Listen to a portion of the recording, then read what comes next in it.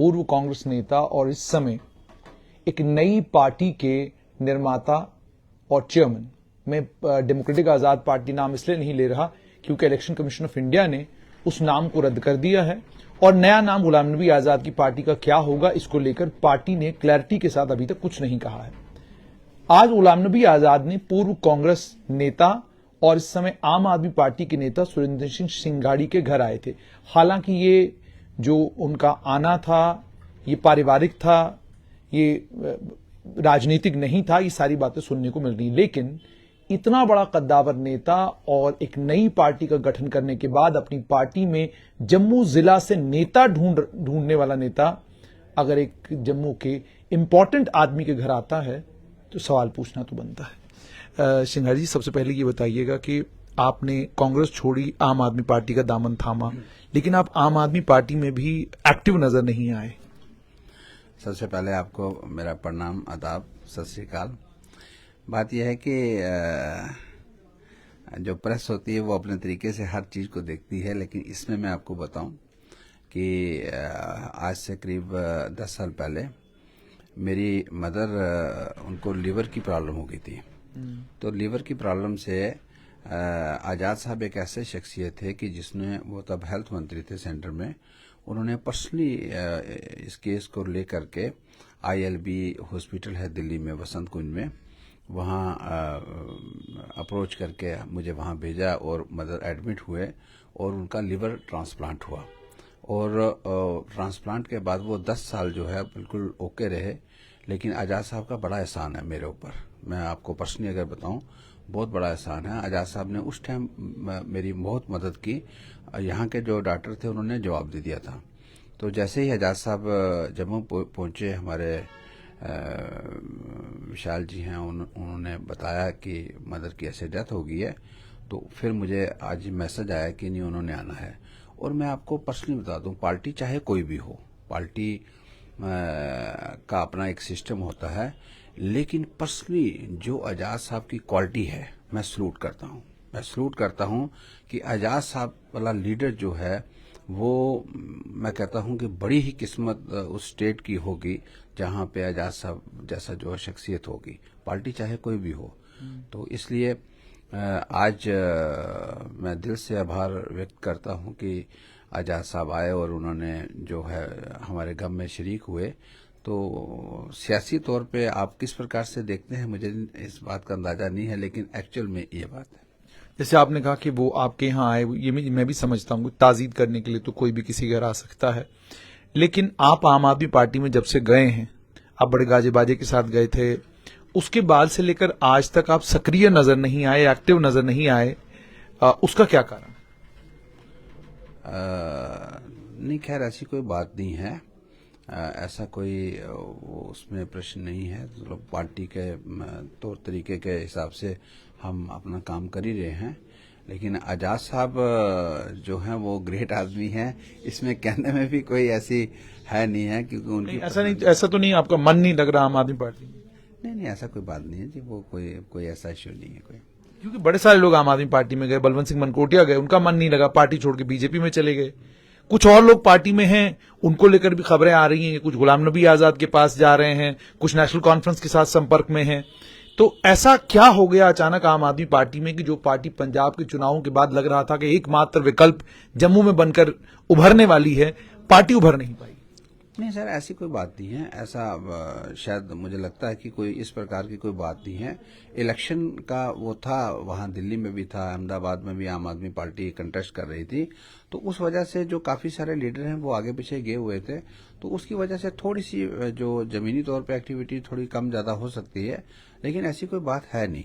लेकिन आपको नहीं लगता डिसऑर्गेनाइज्ड है पार्टी? आपको एक अध्यक्ष चुनना था, आप पार्टी के लिए एक अध्यक्ष नहीं चुन पाए, आपने चेयरमैन चुन लिया, फिर अलग अलग आपने उसके बीच में भी आपने छोटे छोटे संगठन बनाए हैं, उनके चेयरमैन बना दिए। पार्टी को पता ही नहीं है कि हमारा अध्यक्ष कौन है, पार्टी को पता ही नहीं है कि किसके नेतृत्व में हमने चुनाव लड़ने हैं, क्योंकि क्लैरिटी होती है ना, ये पार्टी का अध्यक्ष है, हम इसके पीछे चलेंगे। ये चीजें आम आदमी पार्टी सेटल नहीं कर पाई। और बाहर लोग ये भी बात कर रहे हैं, राजनीतिक लोग ये भी बात करते हैं, वो कहते हैं जी कि वो डरते हैं, कहते हैं अगर इसको ये बना देंगे तो वो भाग जाएगा, उसको वो बना देंगे तो ये भाग जाएगा। क्या आपको लगता है कि इस तरीके से आप जम्मू कश्मीर में राजनीति कर सकते हैं? नहीं, देखिए, आपका कहना, आपको हो सकता है कि हम अंदर हैं, हमें ज़्यादा उसका आइडिया नहीं है या हम उसके बारे में नहीं जानकारी है। अदरवाइज ऐसा है नहीं है कि पार्टी ने हर एक आदमी को अपनी अपनी जगह में रखा हुआ था, ऐसी कोई बात नहीं है। हाँ, उनका एक पर्पस था कि जिस प्रकार से उन्होंने पंजाब में काम किया, जिस प्रकार से उन्होंने दिल्ली में काम किया, उस प्रकार से जम्मू कश्मीर में वो काम करे। मनकोटिया साहब चले गए, उनकी अपनी एक पर्सनल शायद कुछ रहा होगा उनका, या उनका कोई रहा होगा। अदरवाइज कोई ऐसी बात नहीं थी, ऐसा वो है। आप नहीं बताते पार्टी को ये जम्मू कश्मीर है, यहाँ अलग तरह की राजनीति होती है, यहाँ पर लैपटॉप से राजनीति नहीं होती, यहाँ पर मोबाइल से राजनीति नहीं होती, यहाँ जमीन पर कुछ और है। नहीं, वो उनको पता है, ऐसी बात नहीं है कि उनको नहीं पता है, उनको पता है। और यहाँ उनको ये भी पता है कि जो यहाँ की जो सियासत है, यहाँ की जो राजनीति है, वो बाकी स्टेटों से हट करके है। हर डिस्ट्रिक्ट में अलग अलग मुद्दा है, हर डिस्ट्रिक्ट की अलग अलग प्रॉब्लम है। तो इस बात को वो भली बात जानते हैं और जो बेस्ट हो सकता है वो अपनी तरफ से करने की भी कोशिश करते हैं। ऐसा नहीं है कि नहीं है, लेकिन ये है कि अब आजाद साहब जो जिस प्रकार से उन्होंने अपनी पार्टी भी बनाई, थोड़ा सा एक सियासी हलचल तो थी। वो तो पूरी स्टेट में, वो तो खुली बात है, वो तो उसमें कोई दोहराई नहीं है। और मैंने सुना उनके लोग भी आपके संपर्क में हैं, लगातार आपको आजाद साहब के लोग ये कह रहे हैं कि आप जो है अगर पार्टी में आएंगे तो पार्टी मजबूत होगी। सब मैंने सुना है, पार्टी मजबूत होगी, हमें जम्मू में एक चेहरा चाहिए, एक बड़ा चेहरा चाहिए, ये सारी बातें आपके साथ हो रही हैं। तो इसको कैमरे पर मानने में दिक्कत क्या है? नहीं, कैमरे में मैं कभी उसमें इनकार नहीं करता हूँ, लेकिन उनकी निजी तौर पे राय क्या होगी ये मेरे बारे में मैं नहीं बता सकता, वो तो वही बता सकते हैं। लेकिन एक्चुअल में क्या है कि आजाद साहब एक ग्रेट पर्सनालिटी हैं और हमारी स्टेट की शान है, और उनके कद का लीडर, इसमें हमें आपके माध्यम से कहने में भी बुराई कोई नहीं है, क्योंकि उनके कद का लीडर जो है वो मुझे नहीं दिखता कि जम्मू कश्मीर में है।